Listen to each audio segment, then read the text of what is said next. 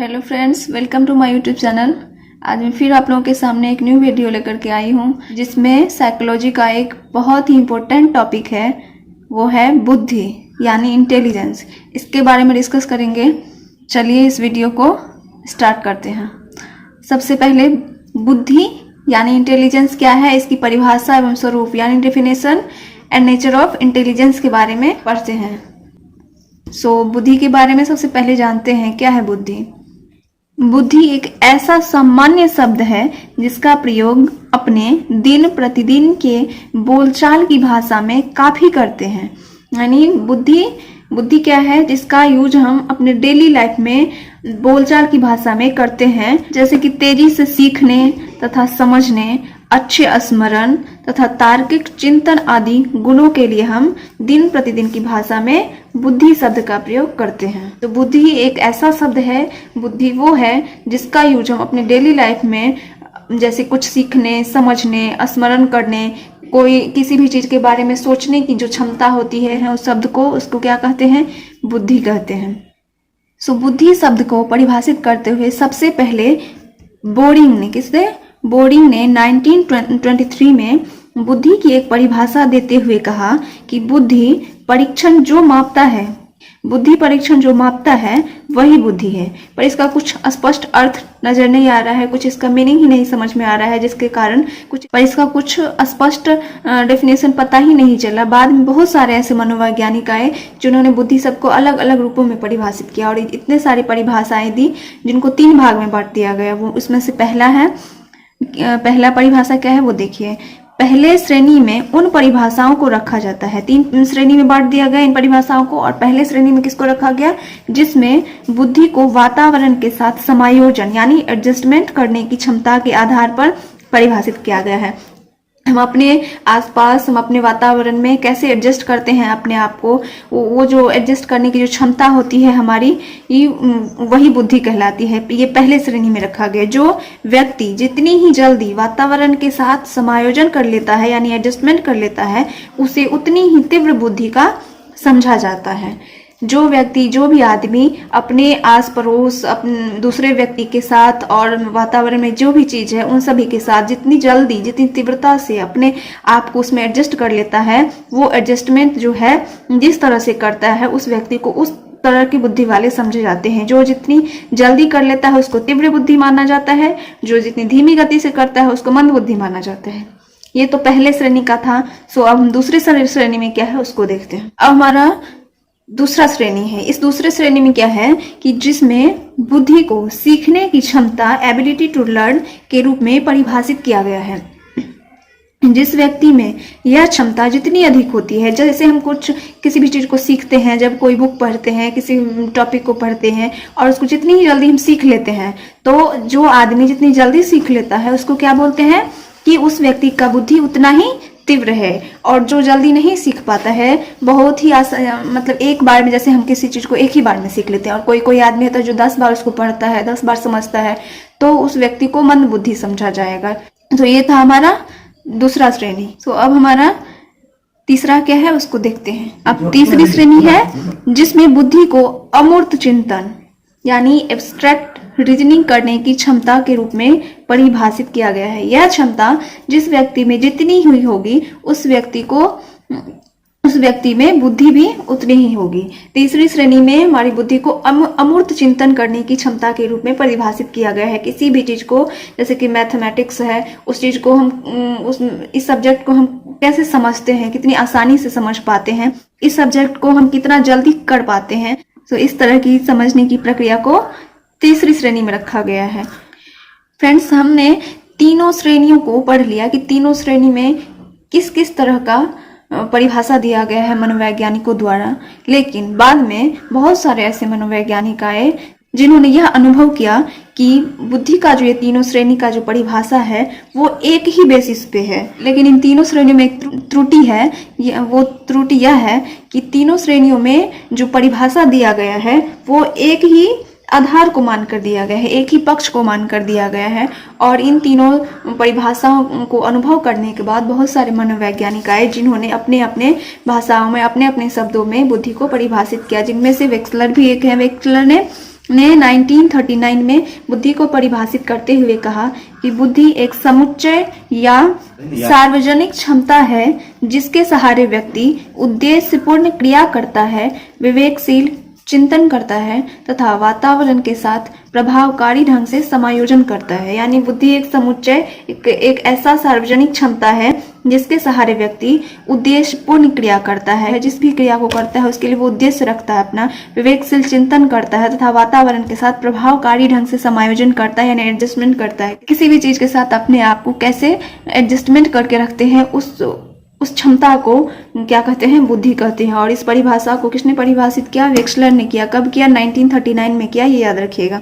अब जो है हमारा, अब वेक्सलर के बाद क्या है? रॉबिन्सन है। रॉबिन्सन 1965, रॉबिन्सन ने 1965 में बुद्धि को परिभाषित करते हुए कहा, वो जो वेक्सलर का जो परिभाषा था हमने बताया है उसको याद रख लीजिएगा कि वेक्सलर ने बुद्धि को कैसे परिभाषित किया, कब किया? 1939 में, हमारे एग्जाम में आ सकते हैं।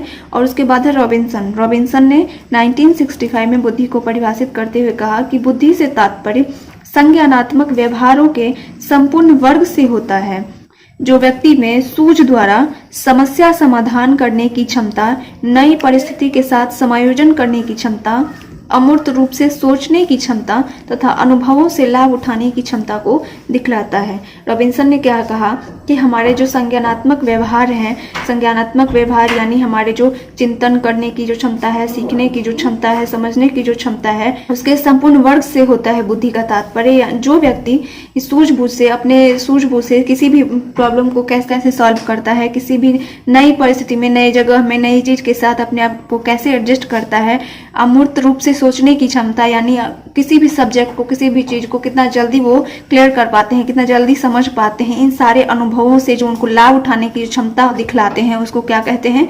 बुद्धि कहते हैं। और ये बुद्धि की परिभाषा किसने दी है? रॉबिन्सन ने दिया है। कब दिया है? 1965 में। अब है स्टुडार्ट। स्टुडार्ट ने 1941 में बुद्धि को इस तरह परिभाषित किया कि बुद्धि उन क्रियाओं को समझने की क्षमता है जिनकी विशेषताएं हैं कठिनता, जटिलता, अमूर्तता, मितव्ययिता यानी इकोनॉमी, किसी लक्ष्य के प्रति अनुकूलनशीलता, सामाजिक मान तथा मौलिकता की उत्पत्ति होती है। और कुछ परिस्थिति में वैसी क्रियाओं को जो शक्ति की एकाग्रता तथा सांवेगिक कारकों के प्रति प्रतिरोध दिखलाता है, करने की प्रेरणा देती है।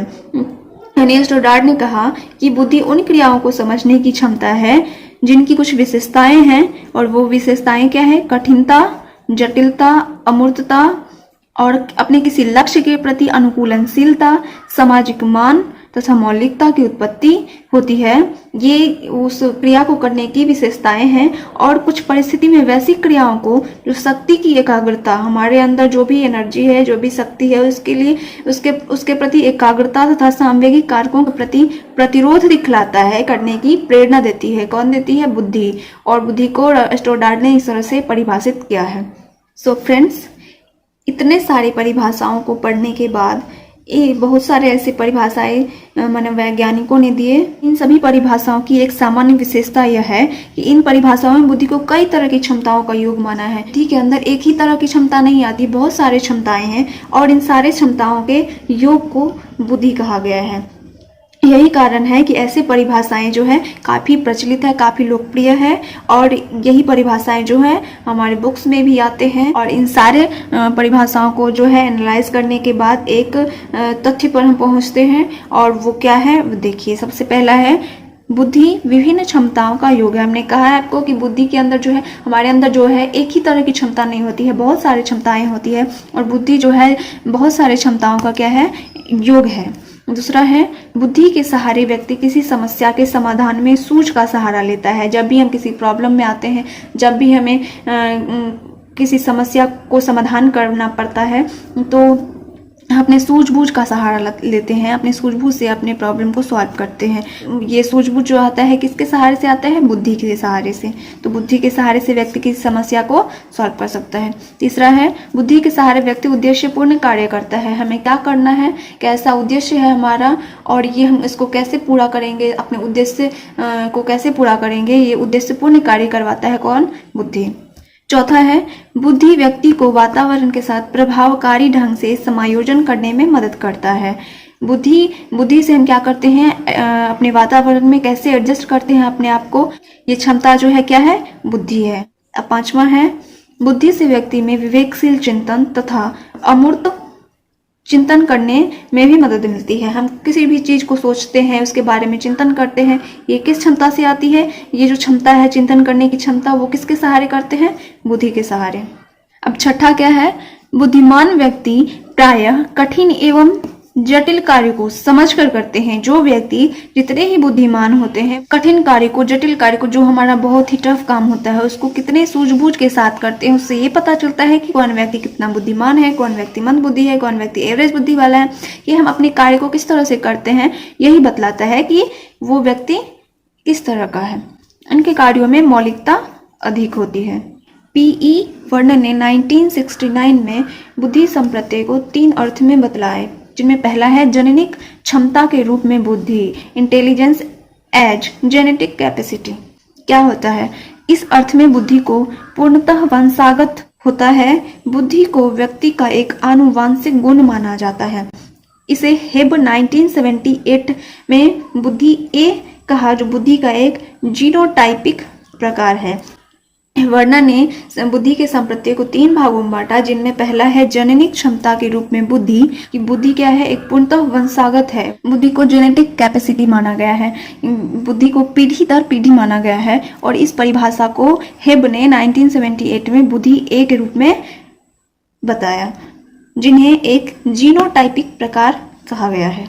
दूसरा है प्रेक्षित व्यवहार के रूप में बुद्धि, intelligence as an observe behaviour, यानी बुद्धि व्यक्ति के जिन्स एवं वातावरण की अंतःक्रिया का परिणाम होता है तथा जिस सीमा तक व्यक्ति बुद्धिमत्तापूर्ण ढंग से व्यवहार करता है, उस सीमा तक उसे बुद्धिमान समझा जाता है। बुद्धि का यह अर्थ फेनोटाइपिक प्रारूप का माना गया है। इसे हेब ने बुद्धि बी की संज्ञा दी है। अब तीसरा है परीक्षण प्राप्तांक के रूप में बुद्धि, यानी इंटेलिजेंस एज और टेस्ट स्कोर। इस अर्थ में बुद्धि का एक क्रियात्मक परिभाषा दी गई है। इस अर्थ में बुद्धि वही है जो बुद्धि परीक्षण मापता है। बुद्धि परीक्षण मापने का जो भी तरीका है, जो भी फॉर्मूला है, जिस तरीके से, जिस सूत्र से हम अपने बुद्धि को मापते हैं, और उस बुद्धि परीक्षण में हमारा जितना स्कोर आता है, उस स्कोर के अकॉर्डिंग हमारा जो है, उस परीक्षण में हमें कितना स्कोर आता है, उसके अकॉर्डिंग हमारी बुद्धि को मापा जाता है कि हम कितने बुद्धिमान हैं, कितने मंद बुद्धि के हैं। और इस परिभाषा को, इस अर्थ को हेब ने बुद्धि सी की संज्ञा दिया है। हेब के द्वारा बुद्धि सी की संज्ञा दी गई है, किसे, परीक्षण प्राप्तांक के रूप में बुद्धि।